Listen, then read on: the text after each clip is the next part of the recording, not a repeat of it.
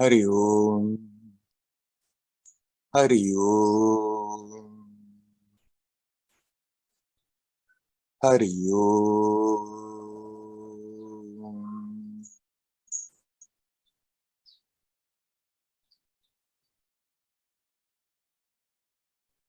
Hello, my friends.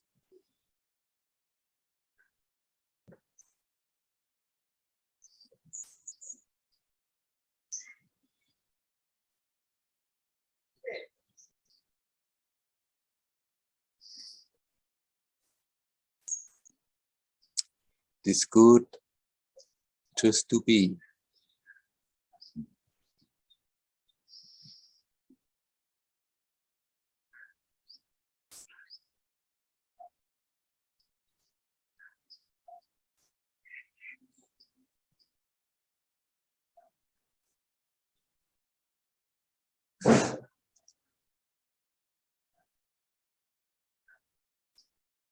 When we think, when we are active, it's still there.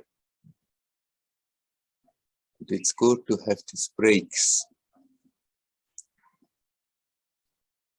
where there is just conscious living beingness. Whatever we say, the words are never adequate.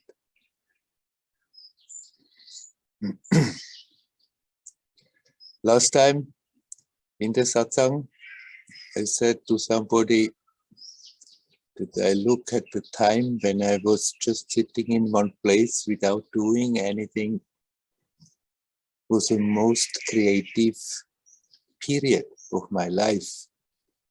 And now Maria was a bit puzzled. What does that mean? Usually we are equaling creativity with doing something, creating something, building something, writing poetry, making music, painting, something that after that is visible.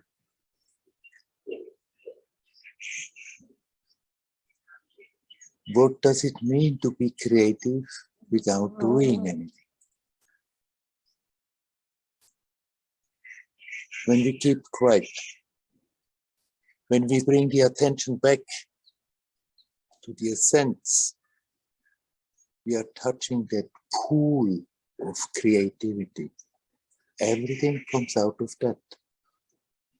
Now, artists, good artists, they have, whether they are aware of it or not, they have that capacity to focus and to touch that pool, and then it flows out.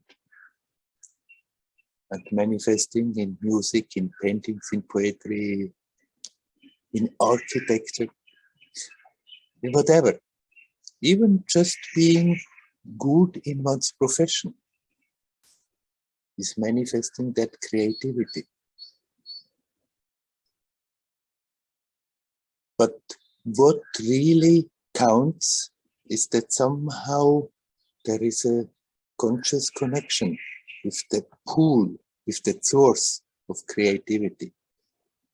Now we can learn to be in touch with that, and it's like, if we are not expressing it, it's just like the potential of expression keeps on building up, building up.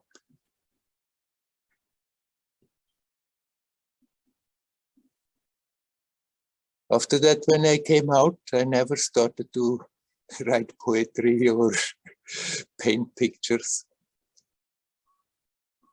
But in a way, you can say, in that period, I became so totally aware of the functioning of the mind,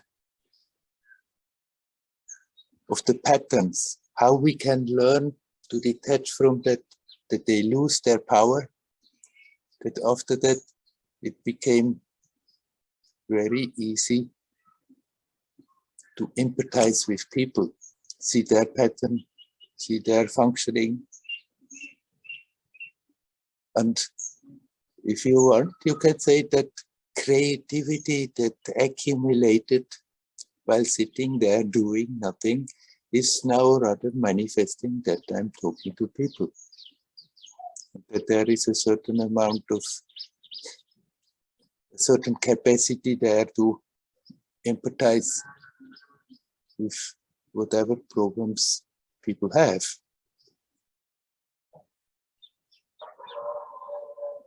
Usually we are associating creativity with something manifest, visible. But just being able to tune into your essence brings you in touch with that creativity. And if you not manifesting it on this level, still subtly it's radiating and has a helpful, supporting influence on the surroundings.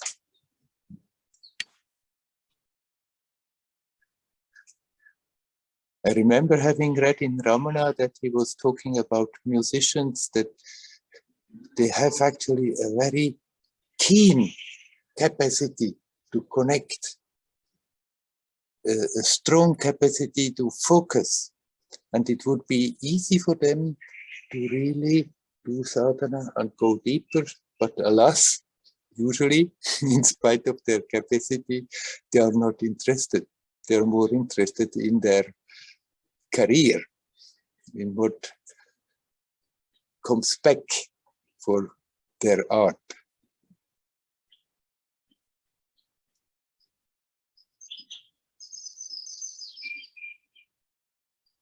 Creativity means to be in harmony, in tune, and then we can express it in one way or another, or we cannot, and still subtly it's expressing itself.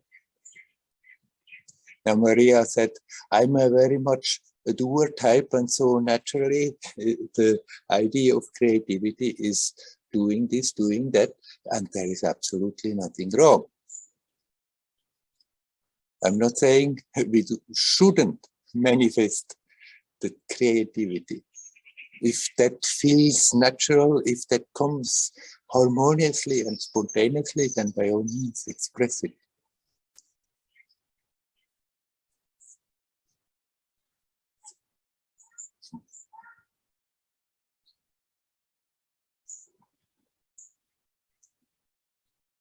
Sometimes when you hear the Advaita teaching, you can have the idea that is somehow that pure beingness, that pure consciousness, that pure existence is something totally static.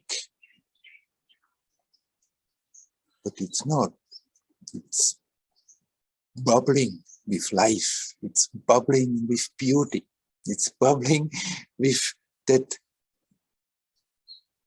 curiosity to express itself and see what happens.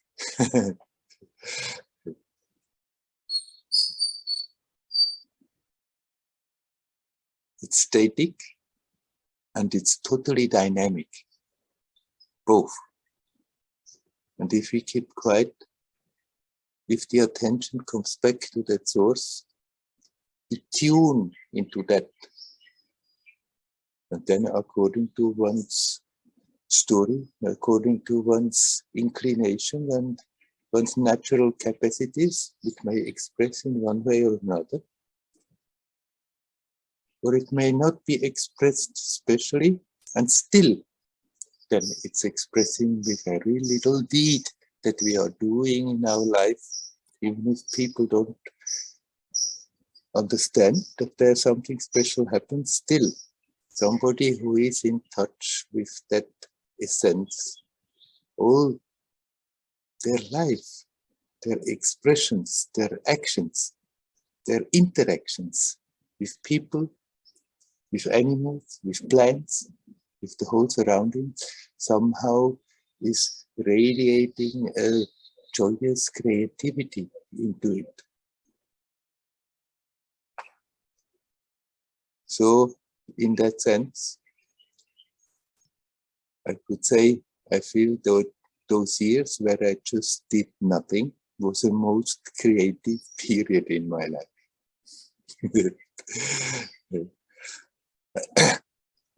Maria, you thought you will not be here. in the beginning, but I see you are here. Do you want to add something to it?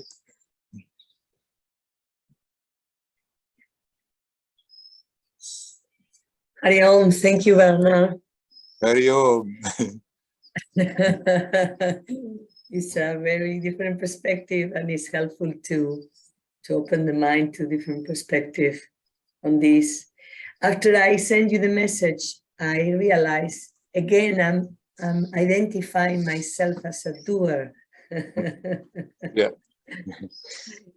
And again, it's like, yeah, I have to go a bit deeper than that. That seems to be my natural tendency. And I know that I need to educate myself on a stillness, on embracing more stillness. And yeah, when I hear you describing all this, I realize that yes, I had a concept of creativity having an output, a visible output. But for sure, because I write and I've written a couple of books, I definitely am aware that the source is inside. Yes. Any ideas, and I remember the first years before publishing my first book, I struggled for years to come up with a draft. Yeah. And I had always the feeling that the ideas were somewhere further and that I couldn't quite reach. Yeah. But then when I finished the book, I realized that it was my perception that there was actually an obstacle that I had to kind of conquer. Yeah. And what was in the middle between those ideas and myself as a channel of those ideas was negativity I had about myself, or these beliefs that, who am I to write a book, you know? I had never thought about myself about doing that. So I had to work through a good number of things until I could channel the ideas. So I can connect definitely with what you say, but I understand that at a conceptual level, I had an idea of creativity that didn't fit with what you were talking about last week. So yeah, it helps to. I mean, they are not separate. That the idea that the creativity is manifesting itself and doing things, and the understanding that creativity starts before that, just in being in touch with that which makes that creativity possible. Yeah. Yeah. Right. And what you just said now, of course, even if somebody has the capacity to consciously connect, then there come also these obstacles in between. I take myself very serious as a person, and then it's fear and a sense of perfectionism. It has to be perfect, and all this stuff that is preventing to freely flowing with that creativity. The more there is innocence, the more it simply flows. Yeah. And the self-image, when you were talking about perfectionism, the fear of not being good enough and then being judged, and all that was like, it felt like visually like a cloud, a dark cloud. Right. Yeah. Thank you. Very helpful. Thank you. You're welcome. Hari Om. Hari Om. Hari Om. Hari Om.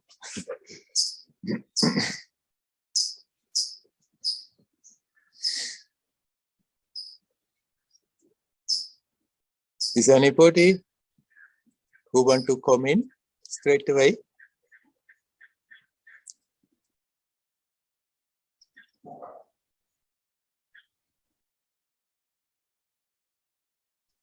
All right, then I talk about another question Hazel sent me. It has to do, we have been talking before, when we on the Satsang, with that situation, studying yoga philosophy. And she used to be very enthusiastic to do that. And then she came across Ramana Maharshi's teaching. And somehow she feels, oh, so much drawn to that. And still the study goes on, and that gives a conflict. She has the feeling Ramana's teaching is such a direct approach, and that philosophy is sort of turning around the essence and slowly getting there.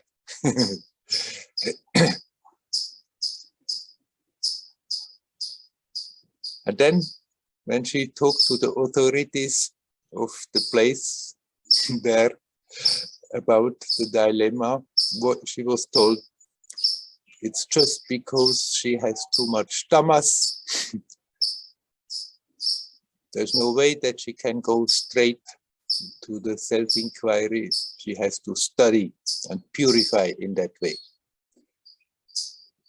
Now, what to do with all this?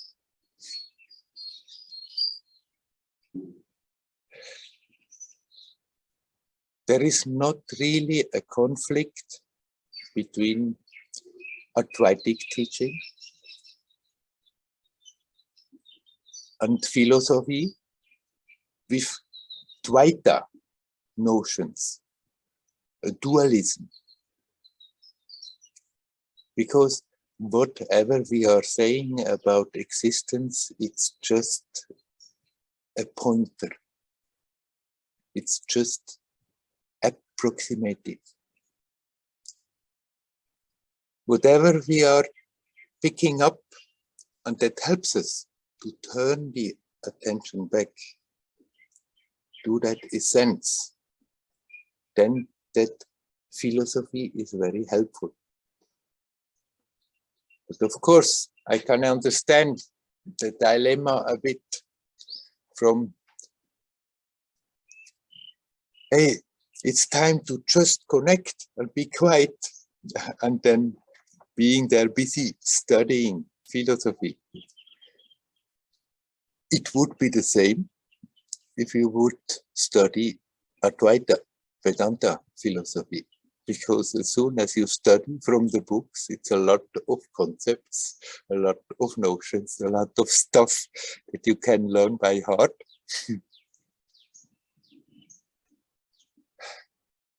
And it can be really more of a distraction than a help.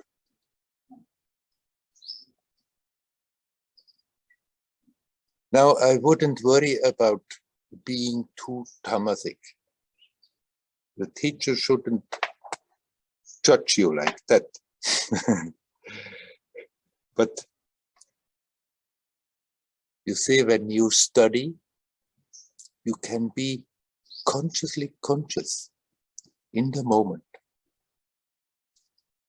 When you're here now, and you study, and you watch yourself, watch the functioning of the intellect, and you are aware that you are conscious here now, then you are actually in touch while studying. You can get to that point by simply asking, who am I? Simply staying with that sense, I am.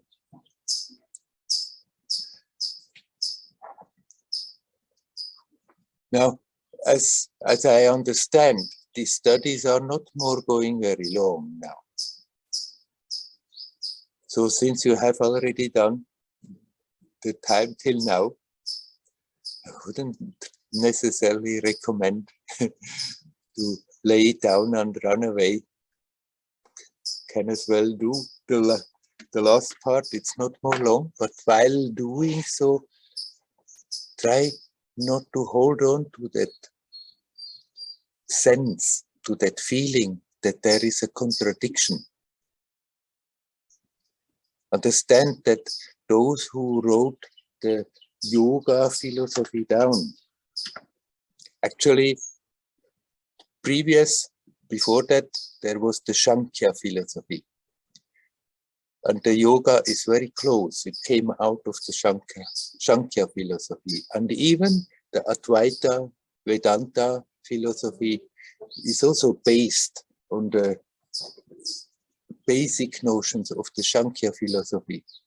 They come all out of the same source and then are expressed a bit differently. So try not to nurture the feeling that they are telling different stories. Okay, I can understand that you don't want to study that thing forever and ever. In my life, the same story happened. I came with the idea to study for 3 years Advaita Vedanta in an ashram in Bombay. And on the way, I became aware it's not quite my thing. So after 1 year, I left instead of staying there for 3 years. It's not that we have to force ourselves or whatever we have put in the head forever and ever to pull it through. It was just becoming more and more clear. For me, it's better just to practice, just to keep quiet as good as possible. And then when I came to Amma, she was very much confirming that. You can sit, you want to sit, so do not anything else.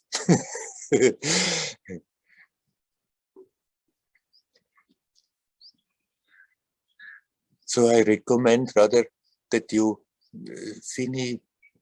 finish that course, which is soon finished. And then you can assess your situation, and if you feel like going away and proceed on your path, then you have the full right to do. You can also do it now, but why not finish it? And do it as an exercise. When you sit in class, when you engage your intellect,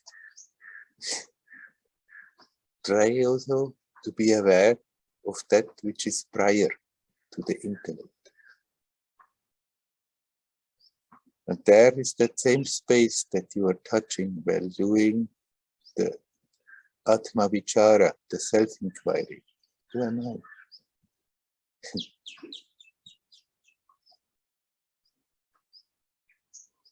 If you pass the last part of your studies more in this mood, then slowly that sense of dilemma will disappear. And the feeling that you, with your inquiry, you are pulling in one way, and with your study, you are pulling another way, may also disappear. And in your meditation, you said, of course, there is tamas, but everybody has to struggle with tamas. Everybody who has tried to sincerely meditate will know that sometimes it happens that the dreams take over, the sleep take over, and you fall asleep. These are the two obstacles. Either there is restlessness and the mind goes vroom, vroom, vroom, vroom, vroom, or then becomes quiet, and then there is the possibility that one sinks into sleep. The approach to meditation is also the same approach that we are unconsciously using day after day when we go to sleep.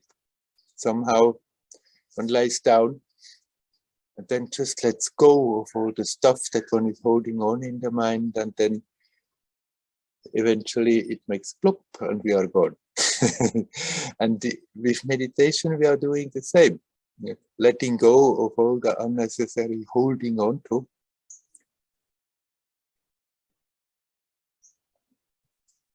And then we can learn to remain aware, alert, in spite of detaching. One part of the question was, is it just detachment or is it laziness not to feel like continuing studying? You cannot really say like this one or the other. You feel, and that's fine, that it's not your thing to keep on and on and on studying more books, more texts, more books, more philosophies.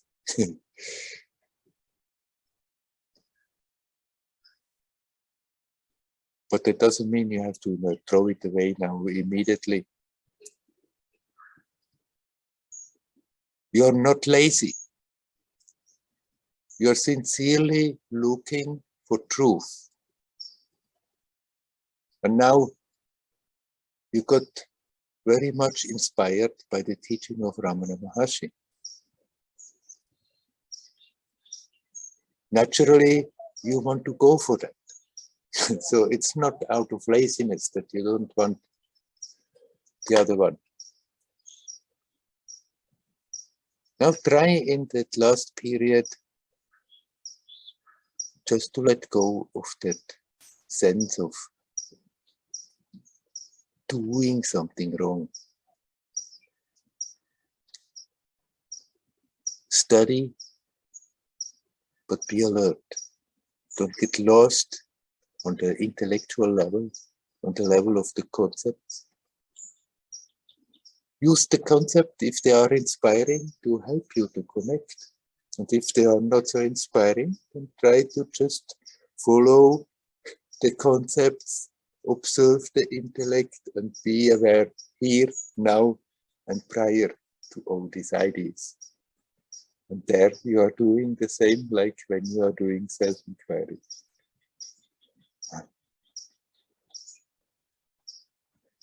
Okay. Let us leave it at this for today. As far as I know, eventually you may also show up here in Tiruvannamalai. At least that's what Matthias said. Hari Om, Hari Om, Hari Om, Hari Om.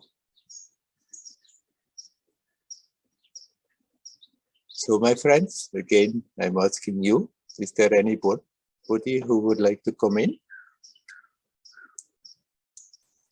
20 people here. Does anybody want to talk? You're welcome to come in.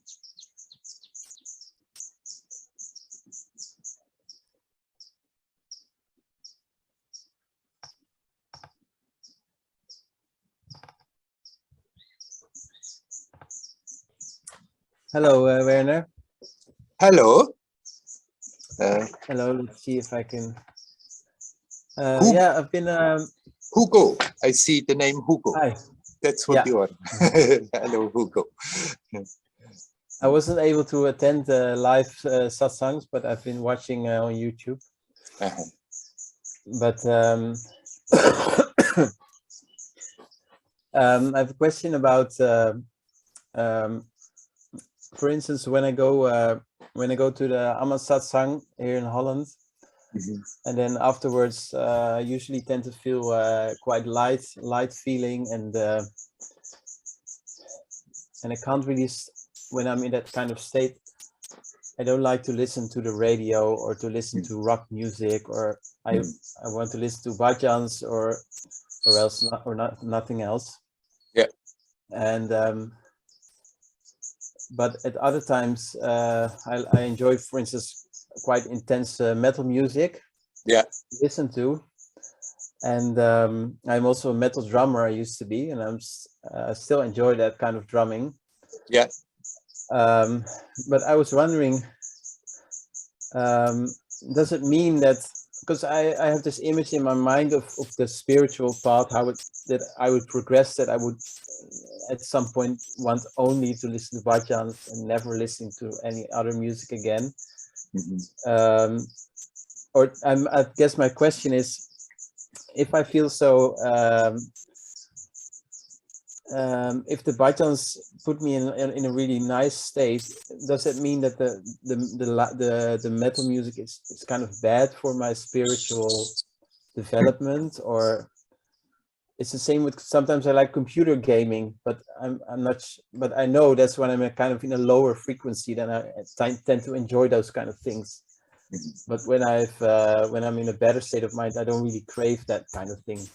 Yeah. So I guess my question is, if these kind of habits are destructive, should I try to get rid of them, or should I more or less kind of let it unfold naturally? It comes out of the idea one has what is spiritual, what is not spiritual. We have given all these ideas of holiness, and then having that idea, we should now slowly get holier and holier and holier. I think so, yeah. You're right. Well, this is also a concept. This is also a notion. We're still holding on to the me personality and want to make it slowly better personality. Well, the question is of becoming more aware, living more intensely now. And if you still enjoy to drum and to listen to metal, then drum consciously, listen to metal consciously. When you listen to that, of course, the vibe is different. When you listen to the bhajan, it may have quite a different effect on your body. When you listen to heavy metal, it may shake up your body a bit.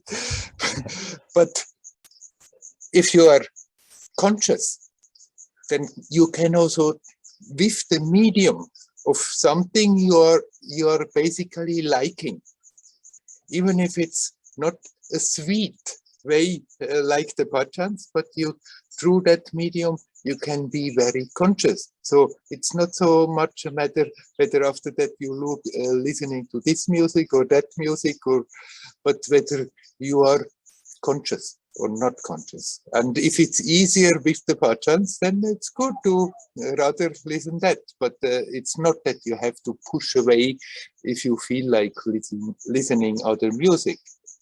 Now with the computer games, you have to be very careful, because people have the tendency to get completely lost and actually draining their energy into the computer, into the screen, getting completely lost there.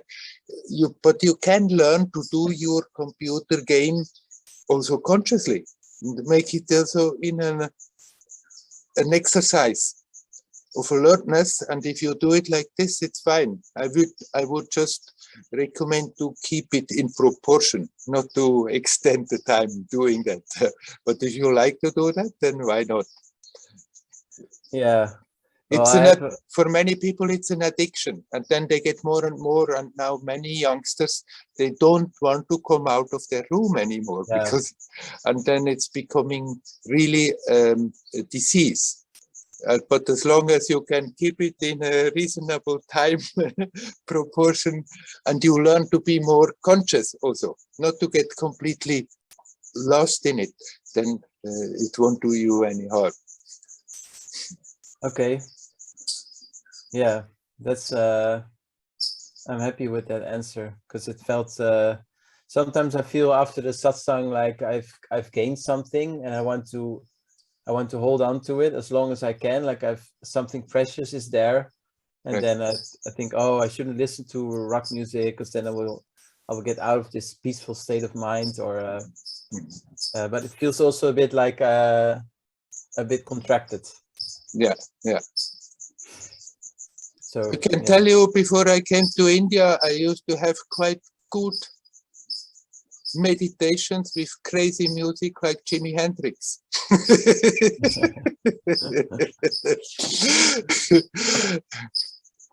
Cool. And right, I can understand that feeling when you come out of the satsang, that you don't want to throw it away. But if you are afraid of throwing it away when you are doing something else, then actually you are inviting it that it disappears. But if it so happens that soon after that you do something which you previous have not considered to be very, very spiritual, but you keep that attention, you don't do it with fear and you don't do it with a bad conscience, but consciously, then you may see it will not necessarily pull you out of it. Okay.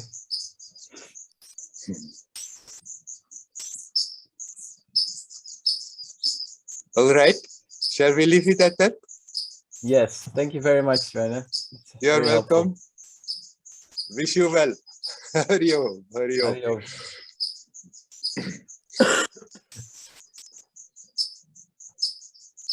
Is there anybody else who would like to come in? You're welcome.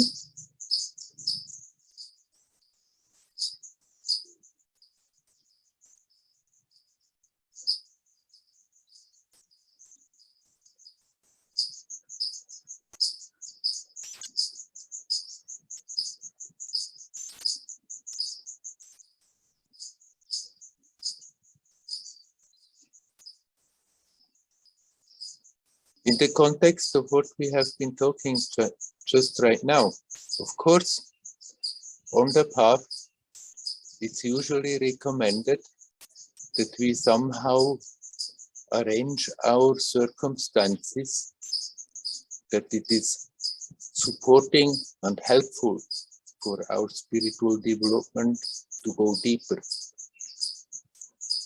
And generally, we can take that as a general direction,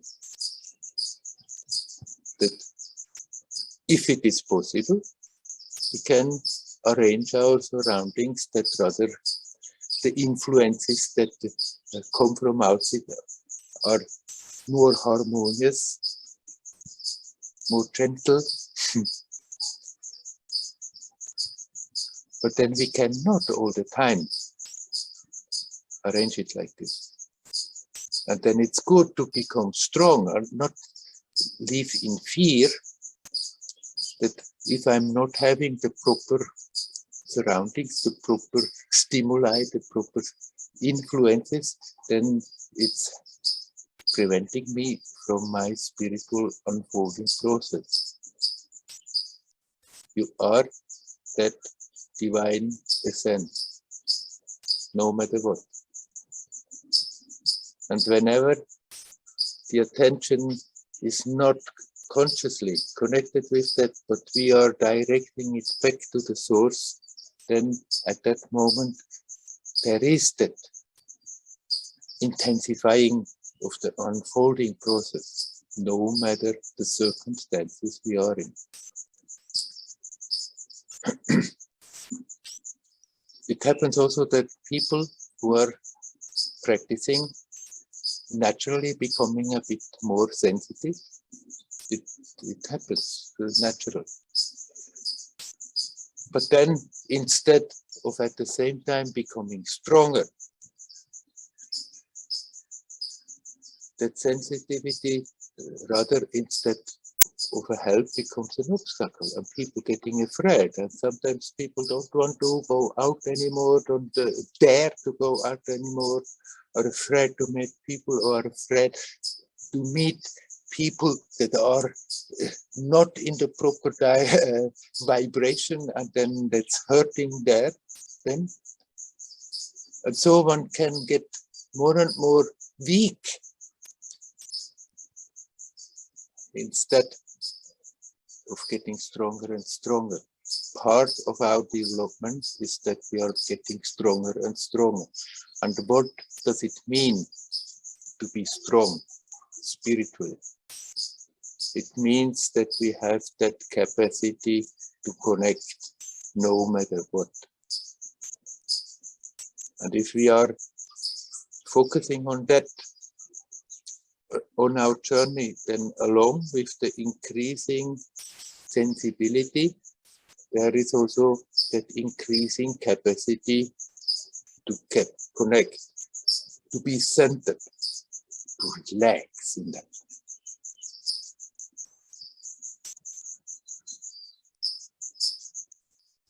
And the more that strength is there, the less we have to worry about all the details, whether they are now in a spiritual harmonious way in our surroundings. Just everyone has to live their story. And if we are living in society, then invariably we have to confront a lot of influences that are not considered spiritual at all, but while confronting them and learning to be centered and relaxed and becoming stronger and stronger in that, that is a spiritual practice. That is a way of unfolding in our experience. And so it's very well okay in such details. If one enjoys a certain music, then one can very well enjoy that music, even if it's not officially considered to be spiritual. But if one feels it's disturbing, then one can maybe reduce it and replace it with other influences. But if one feels just because of the liking of that music, it can help to relax, even if it's not a relaxing rhythm. It may still be able to help to relax, and in that relaxation, become self-aware.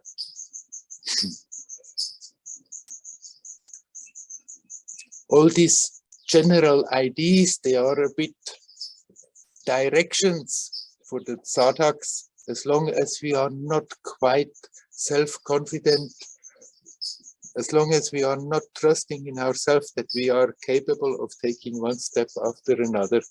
But the more we are becoming conscious, the more that self-confidence has to come. And then it becomes clear, okay, the general ideas about what spirituality is also just to give a little bit a direction, but each one has then to find their own unique, beautiful way through this crazy time-space continuum we are in. And each one is unfolding in their own way.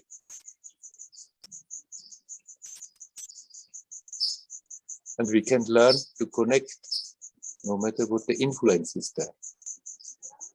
And then basically we can go anywhere, be in any circumstance. Still, naturally one will choose when it's possible to be in places,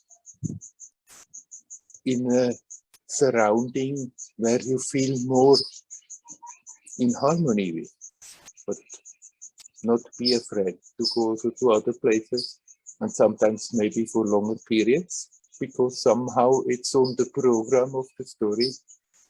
And not be afraid of it, be aware I can be basically wherever I am. Even if the influences are not considered conducive spiritually, as long as I'm centering, as long as I'm here now, in touch with myself, everything can be used to grow, to unfold.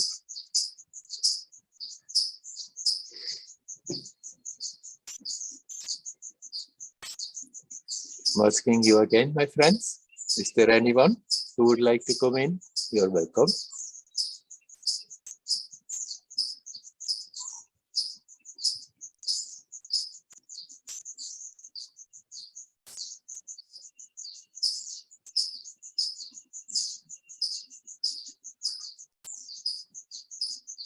Nobody wants to talk today. You want me to ramble on and on and on?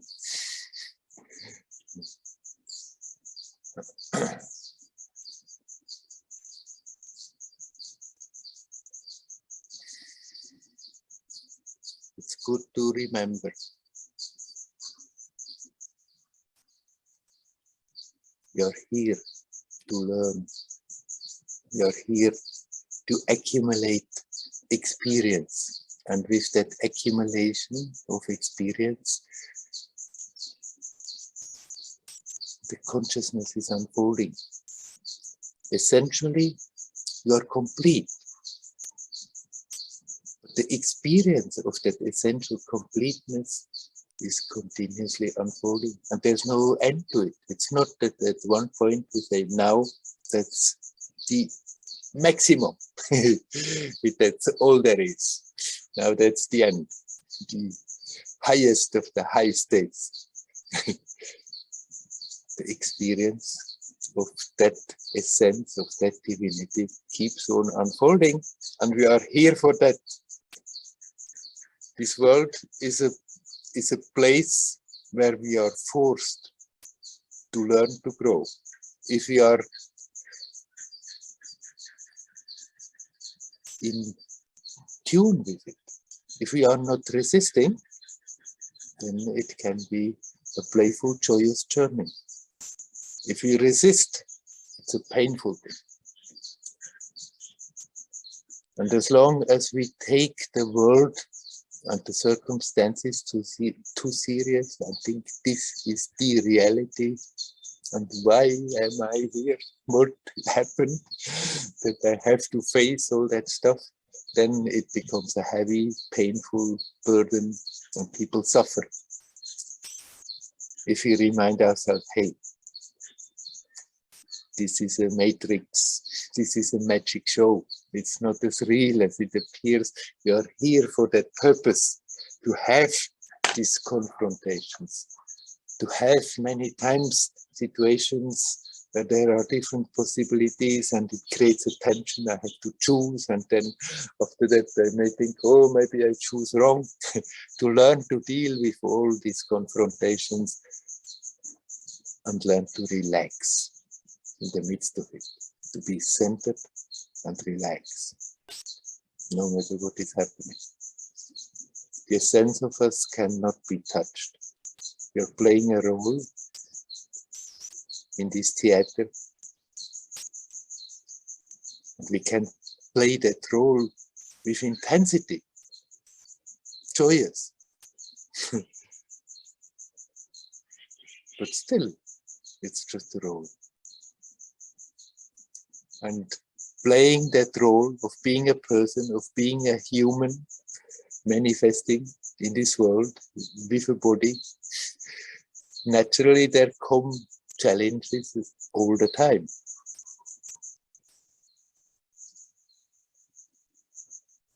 We can learn to happily be open and face no matter what is coming. Knowing, okay,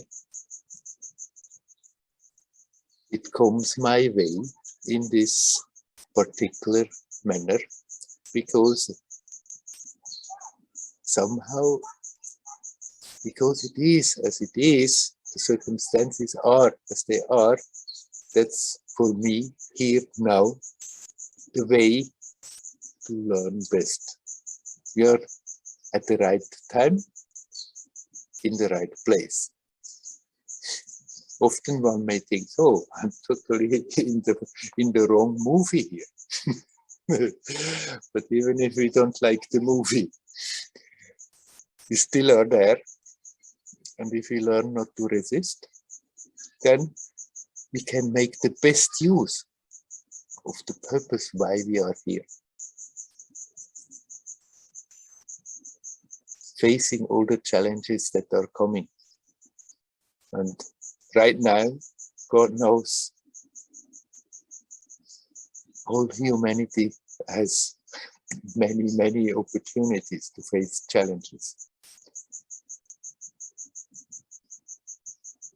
It seems that we don't have a very easy, immediate future. But let's not go into that with fear, with terror, thinking, oh, it's terrible, what is happening? Okay? The story turns like this. From moment to moment, it may give, again, new challenges. But that's what I'm here for, facing those challenges and then learning to be centered and relaxed, dealing with them. And in the course of the process, developing more and more self-confidence, not always being afraid also, am I doing the right thing? Am I doing the wrong thing? because often it's not so clear. Everything is relative. Whatever we are doing, it has positive aspects, negative aspects. That's just the law of the relativity.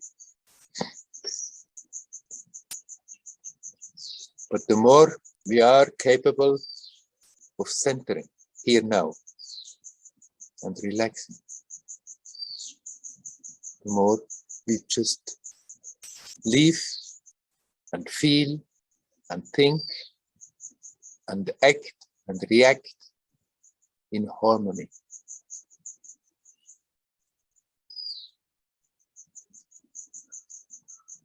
And then even in this crazy world, we can just go about it playfully, joyously.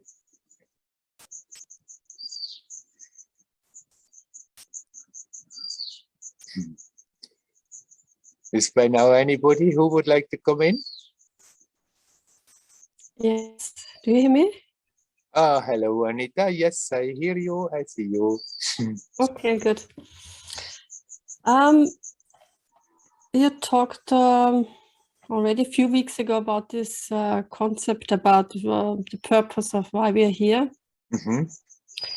And right then my response was, no, that can't be it. And I wanted to ask you, and didn't happen till now, but now you mention it again.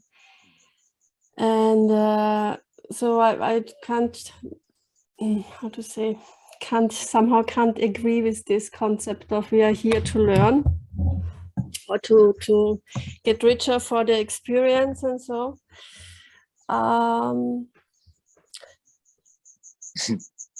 Because if there's a, how to say, this one omniscient, omnipresent, whatever you call it, God, what shall it learn? Yeah, so for me an answer I somewhere read was more resonating with me, that it's just for the fun for play to have experience and that can only happen if that divides itself and goes into duality. But like this getting richer for the experience, why? But maybe you mean that anyway, or I didn't understand.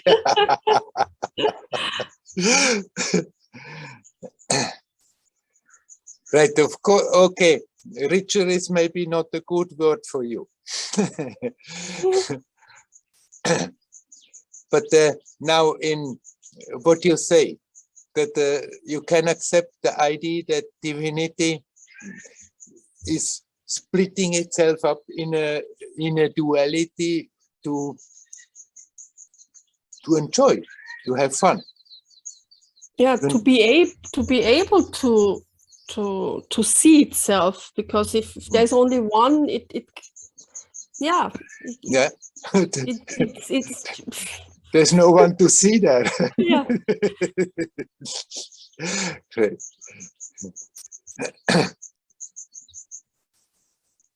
I mean, I don't want to force any idea on you why we are here. Previous, I had this idea that somehow, God knows why, we have fallen out of that unity, and too bad. and now we have to struggle and struggle and struggle to come back home to that unity, and then basically we are where we started out. And I wondered, what the hell is the point of all this? Then we could stay there from the beginning. And I rather tended to, like many philosophers, say that there is absolutely no point, no purpose. to this creation. Somehow God knows why it's there, but there's no purpose to it. Amma told me different, said, no, there is a purpose to it, without giving explanations. And later I became aware, yes, there is a point to it. And that's what I'm expressing like that. And that the notion that I used to have of that absolute also had disappeared. That's also a concept. That's also something that we have to create in our intellect as an opposite of the relative. So we have to postulate an absolute that is absolute. But that absolute that we are talking about is not so absolutely absolute.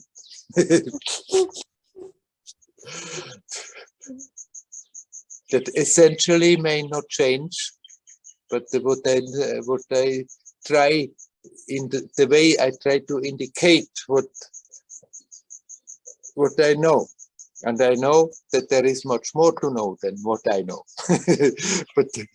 But to indicate what I know is that the experience of that essence keeps on unfolding, keeps on, what I sometimes express as getting richer.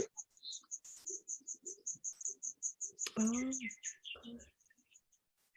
that's something that sounds different to me. I never heard it like you say, like the experience has to, also can unfold deeper. Yes, right. That's what I usually mean.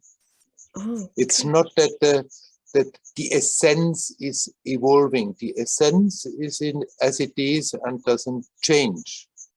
But we can become aware of that essence, and then that's great. Then the struggling stops. But from then on, the experience of that keeps on unfolding, and there's no end to it. okay, yes. Okay, I don't know why I got on this idea of you meant the experience of life, like life experiences, you know. Mm-hmm. The life experience bring us the challenges which help us to go deeper in our own resources. But it's not that we have to have now all the experience of being a papa, a mama, a son, a daughter, a cousin, a horse and a dog. That's not what I mean. I mean that just being in this world, like consciousness is in a way tied to a piece of meat and has to take up with all the limitations that come along with it. That is a continuous process of creating tensions and letting go tensions, the continuous opposite of like and dislike and all that comes with it. And just to be alive is a continuous effort. We can go for some time to sleep, there we have peace, but then we have to get up again and it starts all over again. And from it's continuously just being in this physical situation is a continuous confrontation, and that dealing with that and learning to be centered and relaxed in spite of all that is somehow accumulating something very precious, an energy that is enriching the experience of the essence. It's that experience of the essence that keeps on unfolding, and somehow our life as a human is conducive to that. But if you are unconsciously going through it, it's a painful business. And people are resisting all the time and think, God, why? And it's terrible what is happening to me. If we stop doing that and say, okay, hey, I came basically for that. So let me do it with an open heart.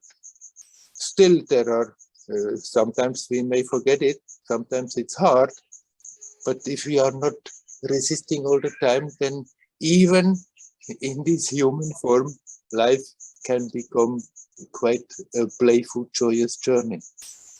Always knowing not all the little details, what I'm experiencing in this world, this is very, very important. But just the continuous confrontation, the continuous interaction of consciousness, energy, and the physicality is something so very special that the experience of the essence can unfold, even if you are not aware. But that everybody who goes through this story at a certain point will start to consciously reap the fruit of it and look back and think, great, I went through all that.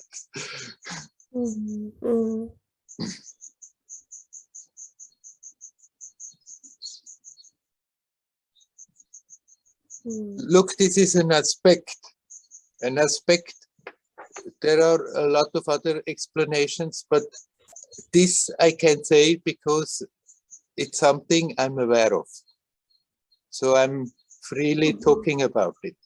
And so, and I don't want to forward other theories that somebody else has said if I'm not myself aware of it. But once this much became clear, then that resistance of being here dropped away.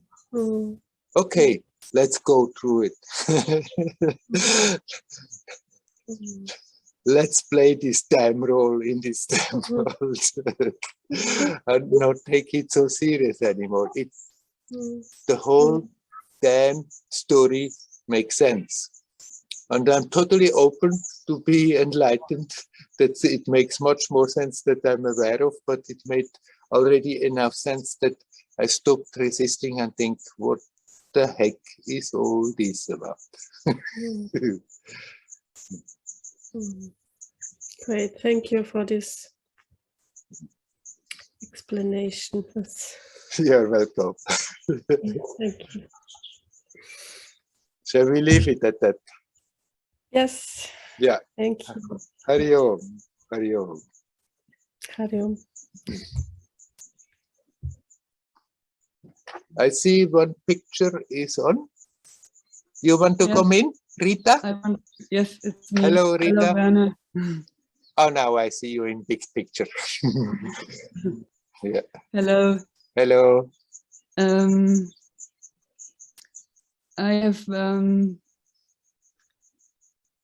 have a question. I have this situation that my mother, she's 78, and she's getting weaker, and she is facing a heart surgery.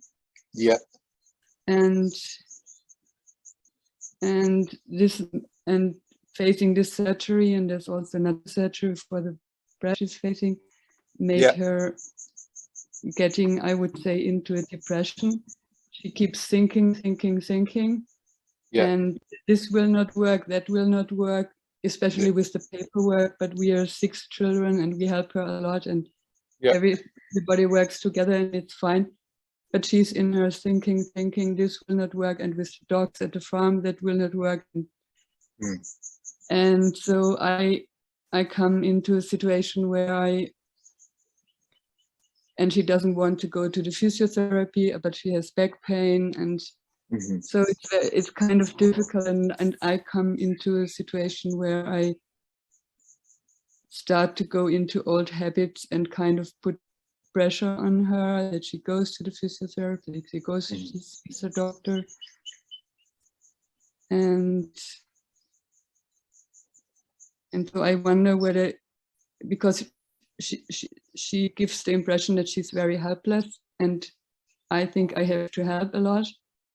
Yeah.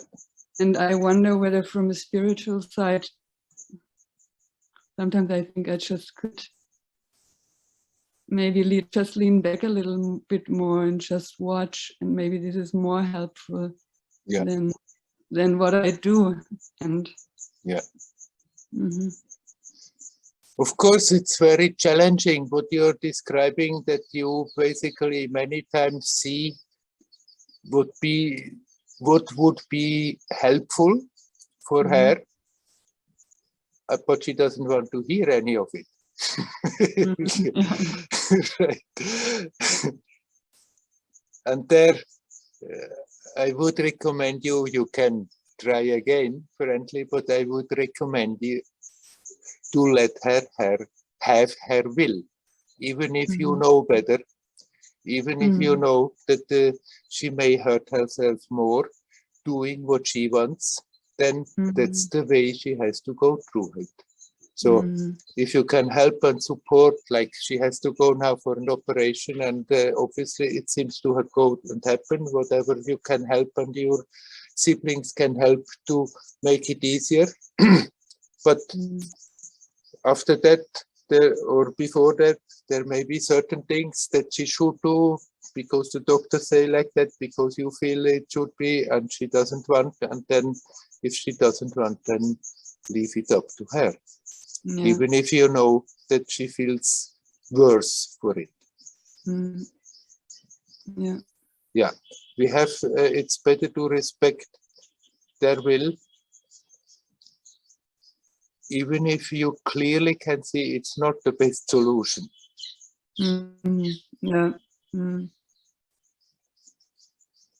Because when we force our will on somebody, and of course somebody who is close, like the mother, it's more tempting that we think, oh, I want that she's well. But then I'm taking my role again too important in it. I can bring the ID, I can maybe repeat the ID. You know, this is a very common situation. Many elderly people are like that. And I have seen in other situations, the best is let them go the way they go. And when we can give a helping hand to support, fine, let us be helpful and supportive, but at the same time, if they choose to go to take the painful path, then maybe that's what they need. And if we try to do something else, then all they get is angry at us and not feeling very helped. Right. So often just to be together and be centered yourself and be relaxed in yourself and just be there is the greater help than telling the whole list what they should and should not do.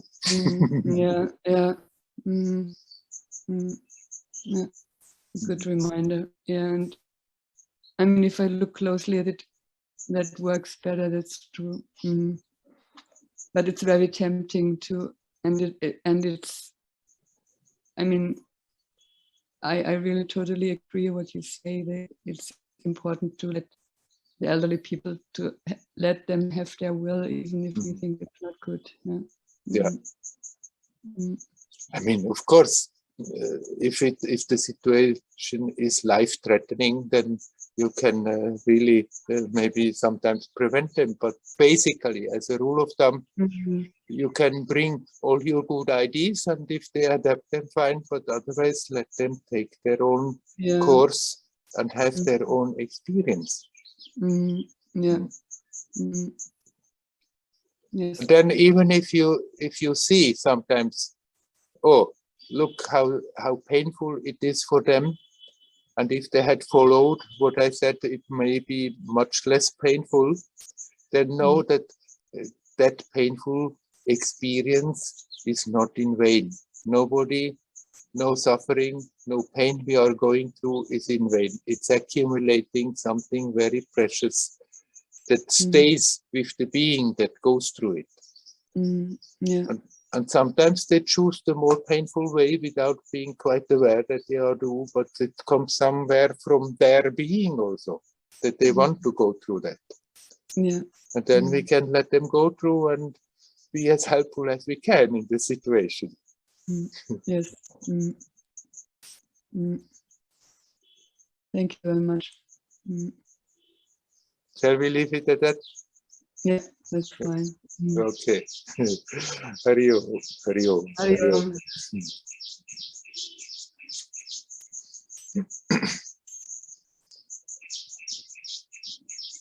Is there anybody else who would like to come in?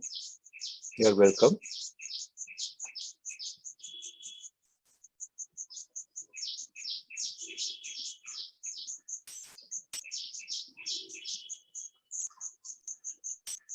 It's me again.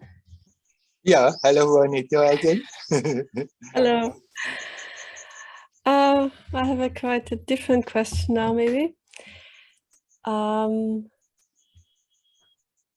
Because I'm reading and hearing about this subject sometimes, and I wonder what your view on that is. That there are or have been masters and still are masters or enlightened beings, and who makes them enlightened? Like, I think, I don't know, Ramana Maharshi or even Amma, I don't think they call themselves enlightened, because in my eyes it's a concept. It's just a way of saying that they are very, very special people, of course. So in a way, the question would be, is there such thing as enlightenment? I think I know your answer maybe, but I like to hear it. And yeah. Enlightenment is a concept. It's given to the sadhaks to have a goal.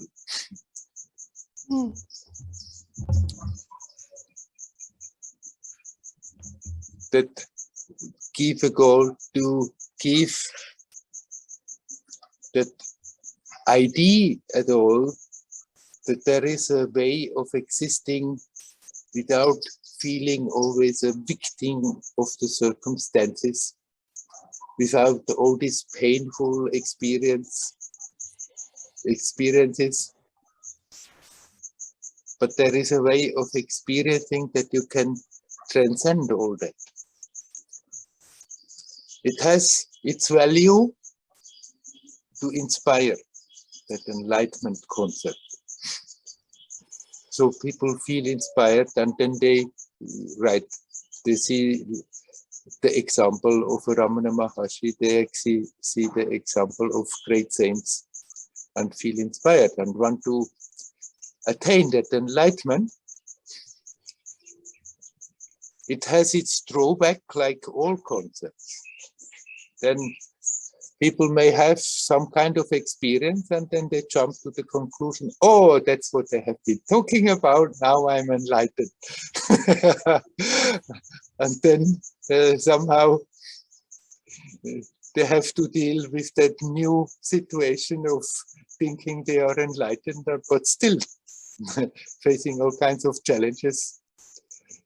So I have become very reluctant to use that concept at all.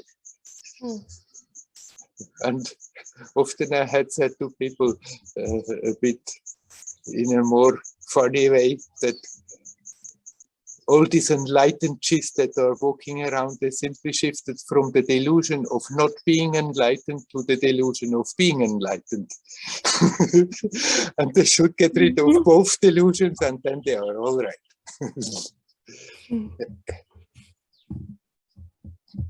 For me, it has been a driving force to have that idea. I have to struggle and struggle and struggle, and eventually it makes boom, and that is the end of the story. Simply, the ideas, what it may be, that enlightenment has been changing then over the years from what I have learned and read and thought and imagined. But then eventually things started to change, and all the concepts didn't really make sense anymore. You can rotate in a new perspective from where everything is just simply different.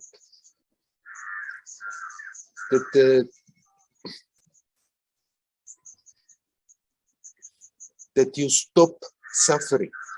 because you are not more seeing the world in the same way as you have seen it and identify yourself in the same way. And this is not the end of the story. This may be the end of a chapter, and it's a new base, a new beginning. And from there it goes. And there may be new rotations into a new space. And so why should we anywhere give the label enlightened? We are all divine, conscious, living beings. Essentially, we are that, the same. Some come with more of an awareness of it, some with less of an awareness of it. But all are incarnations of that divinity. And then in the lifetime, as in this human game, it may happen that one becomes more aware. And if there is that greater, larger awareness, life becomes different, and that being may also inspire others to, so that it gets easier for them. But somehow, when that notion comes in, I'm enlightened, then somehow something is not quite right there. Then it's just again, I'm identifying with a person and think previous I was an unenlightened person, now I'm an enlightened person, but still missing basically the point that I'm not the person. The person is a role that I'm playing. So if you ask me frankly, is there enlightenment? It depends what you mean with enlightenment. I have just basically given up, refused to even use the term because it has become such a thing on the market to get enlightened quite cheaply.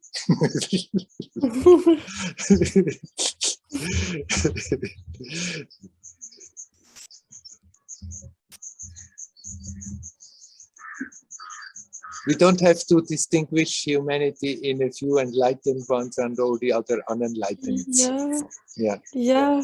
I mean, I wonder, it's really a big concept, like in the past, like with, I don't know, Sai Baba or Osho, or I don't know. And there are also some which are living now, which I don't know if they themselves call themselves enlightened or they're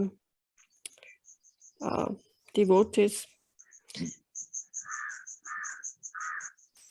Yeah, it's amazing how everybody, I don't know, believes that this is really existing, this concept. This is but like it's called Atma Sakshatkaran.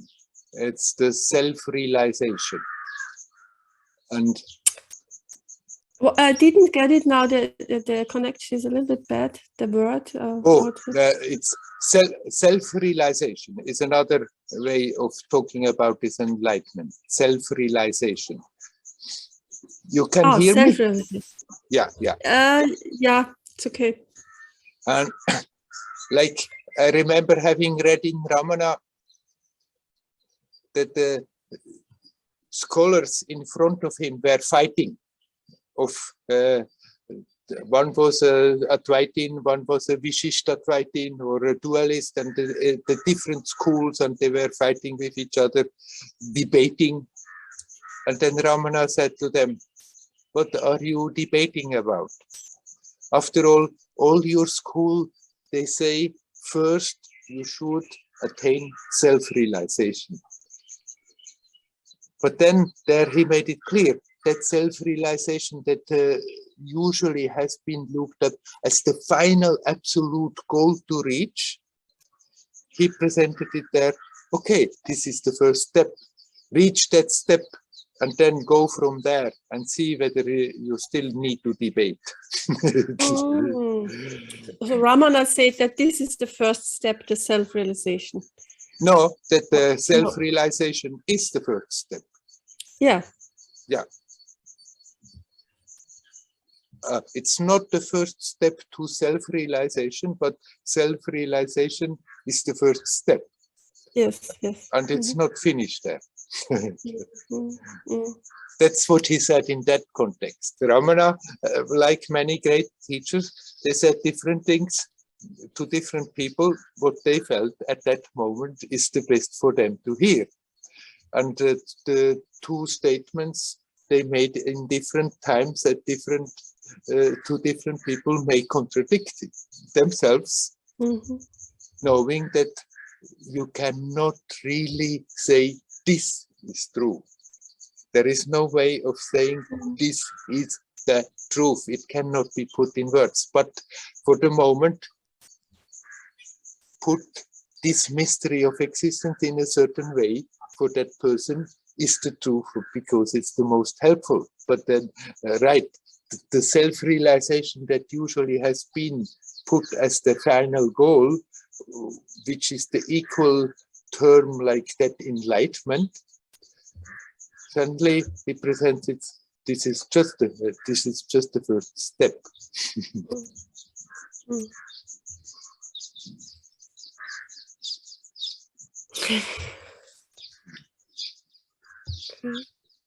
It's good just to be alert, aware, awake, here now, and open. And then sometimes you may have experiences.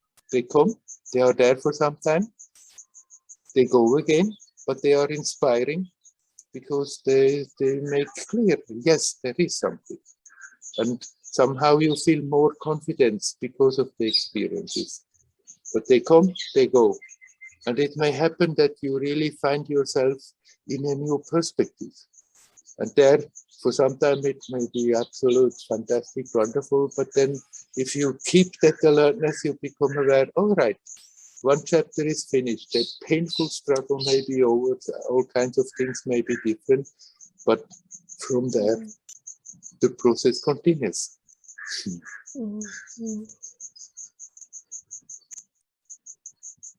Yes. There we back by the previous question from. Right. The experience of that essence is getting richer and richer and richer. More expansive. Whatever we say is a way of indicating something. When we say expansive, we think of space. It has nothing to do with space, actually. When we say richer, then we think of the bank account.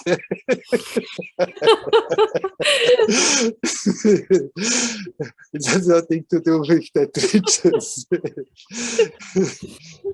More powerful. I mean, Ramana also gave the indication, because many of his devotees think when he was a young lad, he had that shift, and then that was the end of the story. No, that was the beginning of a new story. And when he was an elderly man, I remember not exactly the context when he said it to somebody, but they were intellectually also again discussing with each other about the jnani and his state, and so, and Ramana said, after all, the jnani's power is continuously increasing, making it clear to them it was not at some time something and that's the end of the story. Something is unfolding. So he put it there, not getting richer, but the power is increasing. Or you can say the consciousness is expanding, the love is increasing. Whatever you say, it doesn't really describe. It's an indication that the process continues.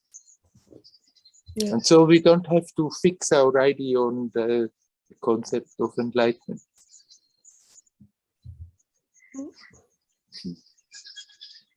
Yep. All right. Thank you. You're welcome. Hariom. Hariom. Hariom. The whole spiritual teaching is meant to inspire. Unfortunately, as sadhaks, the tendency is that one gobbles up the teaching and then thinks that is the truth. It is an expression of the truth. But the essence cannot be put in words. And different teachers, in different circumstances, talking to different people, have tried to express it in different ways. There were elements that came all the time, that somehow we have to learn to detach from that self-importance, taking me, the person, not so important. But then the whole thing around has been put in different ways, and the followers have the tendency to think that's how it is, instead of understanding, okay, this is a pointer. Those who thought in this way, they tried to tell in human words something that cannot be told, and so all the teachings emerged and all the concepts emerged. It's good to remind oneself. The teachings are pointers. The concepts, they are not the truth. They can be helpful, and if we use the concept to make it easier to turn the attention back to the source, then these concepts are very good, very helpful.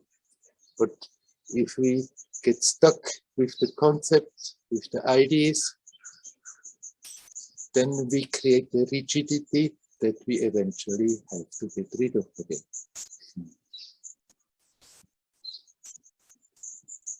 Everybody is basically divine.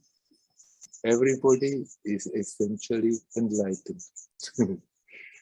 Let's just learn to keep quiet and open the heart and become aware of that enlightened divine nature.